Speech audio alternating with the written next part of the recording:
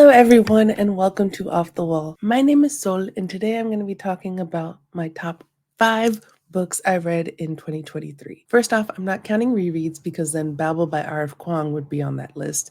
And second, these are books I read in 2023. They don't necessarily have to have been released in 2023. Each book was well written, made me think, and had really good characters that you couldn't wait to see what happened to them next, whether you loved them or loved to hate them.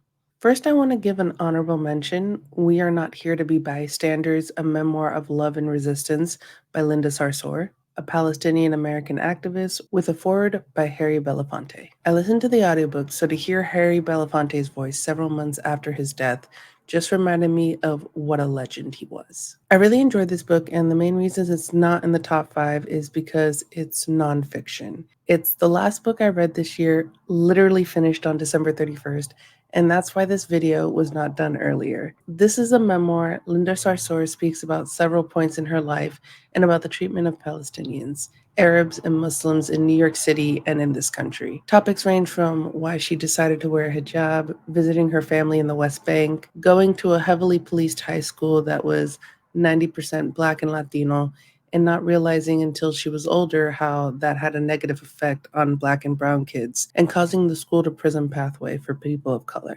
Realizing that her experience as a first generation Palestinian American Muslim, she was inextricably interwoven with the everyday reality with her Black and brown brothers and sisters in this country, and that her father embraced that long before she gave it conscious thought. The effects of 9/11 on her community and how her mother took off her hijab for a little while for safety reasons, even though Linda herself never did. She told people, those hijackers may have been Muslim, but their Islam is not the Islam I practice. Working at the Arab American Association of New York, the monitoring of Muslims by the FBI and her dealings with informants, protesting stop and frisk policies in New York, which disproportionately affected Black and Latin men, protesting in Ferguson and being tear gassed by police, working with Harry Belafonte on racial injustices, and the march from New York City to Washington, D.C. in 2015 on the anniversary of Bloody Sunday in Selma, canvassing for Bernie Sanders and then later for Hillary Clinton in 2016, helping organize the Women's March the day after Trump's inauguration, living through the Muslim ban, and being one of the targets of a pipe bomber, the one with the van that was covered in signs that were pro-Trump, pro-Nazi, anti-Democrat, who sent bombs to several Democratic leaders. One story that pulled at my heartstrings was when she talked about her son applying for a prestigious high school and how he wrote an essay about an experience in middle school where a kid told him he was a terrorist because he was good at math, and that her son didn't tell her about it until she read his essay. Mom, you are busy helping people with real struggles to worry about some kid bullying me. She didn't know how to respond to her son because all she wanted to do was protect him. She speaks to the fact that even though it's been 2 decades since 9/11, Arab and Muslim youth are confused on how to fully identify themselves as they seek to reconcile being both Muslim and being American, as if pride in both are mutually exclusive. Rather than improving over time, it has been getting worse, especially since the 2016 presidential election, leading to the increase in Muslim and Arab attacks in the US, including those who the attackers think are Arab and or Muslim, including Sikhs, Hindus, and Latinos. But she also speaks to people changing. After Hurricane Sandy hit, Linda Sarsour joined the efforts to deliver pizza to people living on Staten Island since they did not have any power and therefore couldn't cook hot meals. She delivered pizza to a lady who was Islamophobic in her past, and as Linda was giving her pizza, she was apologizing for her past, saying she didn't know. She spoke that this woman would not know that she was Muslim and that a Muslim woman was handing her dinner if she didn't wear a hijab, and Linda likes to believe that the next time this woman meets someone in a hijab, she would remember that day and be kinder. Even though this book speaks about a lot of hardships, there is a lot of joy and hope in this memoir.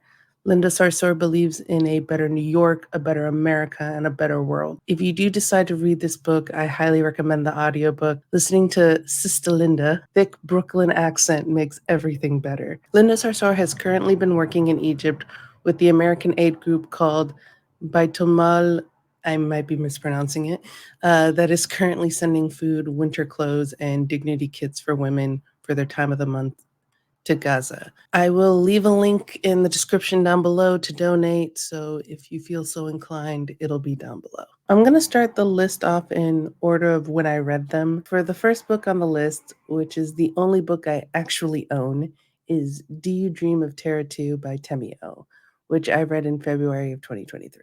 Do You Dream of Terra 2 is a speculative science fiction about 6 young adults, along with 4 adults, who travel through space for what would be 23 years to a habitable planet called Terra 2, where the human race can start over again, no global warming, no wars, etc. Many countries are trying to be the first to colonize Terra 2, so they can be the ones who set up the rules of the new planet, and England seems to be winning the space race. This book gave strong Ender's Game vibes, where the beginning of the book has kids join an academy to train to be the ones selected to go to Terra 2, and as the years continue, the group continues to whittle down until you have the final 6.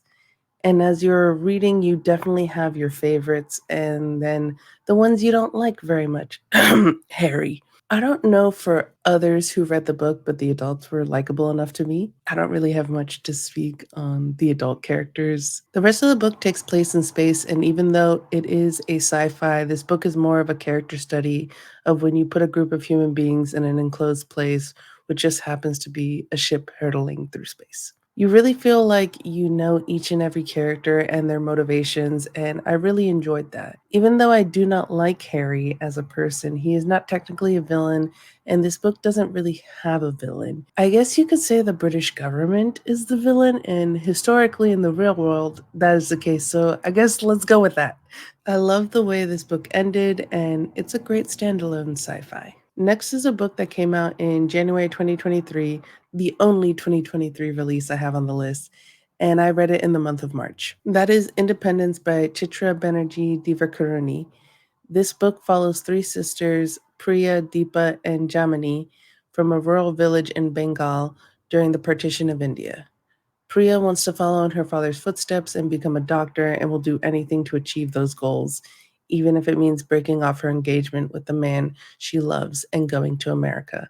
Deepa, the eldest, is considered the most beautiful of the 3 sisters and used to be mother's favorite until she fell in love with a Muslim man and was kicked out of the house. Deepa and her husband join a group that is helping Muslims start their new lives in what was then called Pakistan, now modern day Bangladesh. And for her safety, she has to pretend that she is also Muslim, even though she grew up Hindu. Then there's Jamini, who I really dislike. And when I would be reading from her perspective, I sometimes had to stop reading because she was pissing me off so much. She covets Priya's fiance and is extremely jealous of her sisters who know what they want to do in life and have left home. A lot of her perspective was, woe is me. It was written really well, and you understood her motivations even if you didn't agree with them. It was written well, it was done really well, but she's not a likable character at all. Whereas for Priya, she was my favorite. I'm someone who really enjoys reading about history, and in this book, what can be touted as independence for India from the British heavily affects this family who lives on the border of these new lines that were drawn up. People die, families separate, there's tragedy and independence. Next is a book I read in August and is translated from its native Italian, Clash of Civilizations Over an Elevator in Piazza Vittorio by Amara Lockhouse and translated by Anne Goldstein. This book is a murder mystery where the focus is on all the different people that live in Piazza Vittorio, how they live their lives, how people perceive them, and how their perceptions can be false for good or for bad. I still think about the character Benedetta, the Neapolitan who, with the type of confidence only a white person can have, tells people where they're from, and when she is corrected, she says, "Why are you trying to hide your heritage?" That shows you the making of a good book when you still think about it after you've read it. Since you get POVs from different characters living and working in Piazza Vittorio, you learn about their community, rumors, and all, and find out what is actually true and what people think is true. It really plays on there are 3 sides to every story: his, yours, and the actual truth. One part that made me laugh is when you're reading Johann. the Dutchman's perspective, who is an aspiring filmmaker. There's a quote where, "My father wasn't very enthusiastic about my project and tried every means to get me to reconsider my decision. Johann, forget Italy. You won't learn anything from the Italians. Remember, they're the country that invented catenaccio. The system of defense lockdown would have killed the game if the Dutch hadn't invented total football."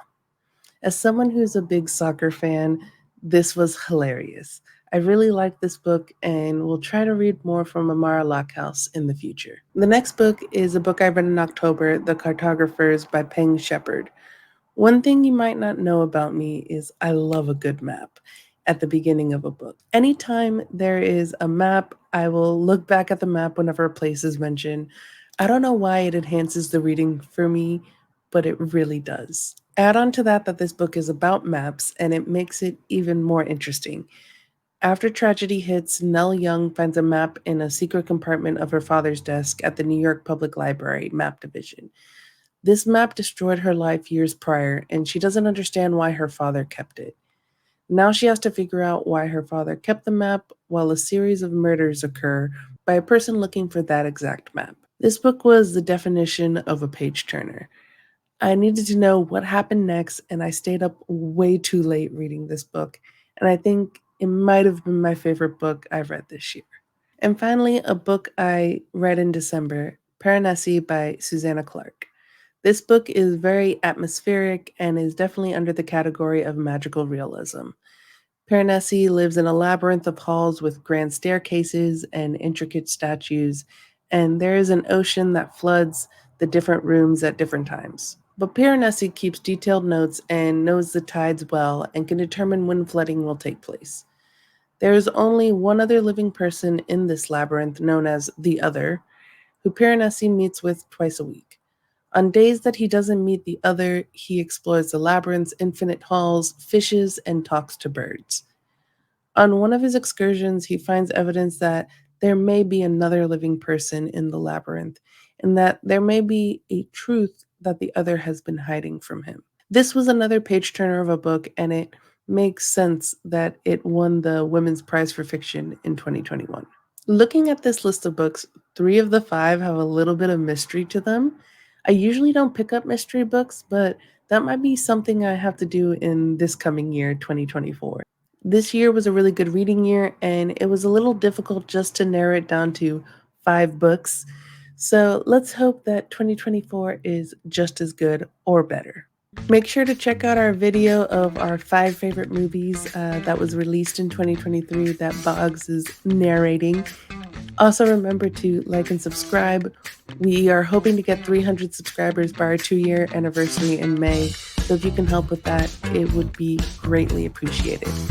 I hope you have a great rest of your day, and I'll see you next time.